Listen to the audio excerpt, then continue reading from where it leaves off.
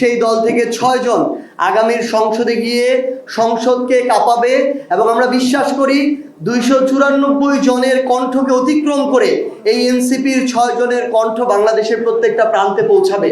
আমরা আমাদের জাতীয় নির্বাচনে 125টি আসনে প্রাথমিকভাবে মনোনয়ন দিয়েছিলাম। পরবর্তীতে আমরা দেশের স্বার্থ, মানুষের স্বার্থ এবং একই সাথে দলের দীর্ঘমেয়াদী পরিকল্পনার কথা চিন্তা করে আমরা 11 দলীয় জোটে অংশগ্রহণ করেছি এবং সেখানে আমরা 30টি আসনে প্রতিদ্বন্দ্বিতা করেছি।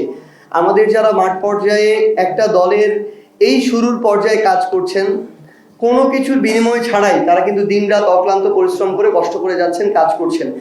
স্থানীয় পর্যায়ে দলের ভিত্তিটা তাদের হাত দিয়ে গড়া এবং তারা ধরে রাখছেন। সেই জায়গায় আমরাও আমাদের জায়গা থেকে সব সময় তাদের ওই পরিশ্রমটাকে, কষ্টটাকে আমরা অ্যাকনলেজ করি।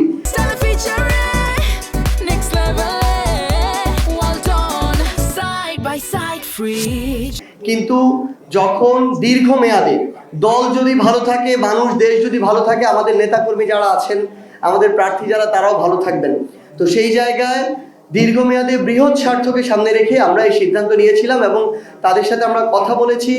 তাদের যখন তারা দেখেছে যে আমাদের যে দলটার বয়স 1 বছর হয়নি, সেই দল থেকে 6 জন আগামীর সংসদে গিয়ে সংসদকে কাঁপাবে এবং আমরা বিশ্বাস করি 294 জনের কণ্ঠকে অতিক্রম করে এই এনসিপির 6 জনের কণ্ঠ বাংলাদেশের প্রত্যেকটা প্রান্তে পৌঁছাবে।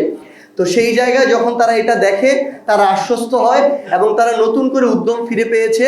আমরা আশা করছি যে আমরা একইভাবে স্থানীয় পর্যায়ে আমরা প্রত্যেকটা জায়গায় আমরা আমাদের এই প্রার্থীটা ঘোষণা করব। এখন পর্যন্ত তো সিদ্ধান্ত হচ্ছে আমরা এককভাবে এই লড়াইটার দিকে যাব।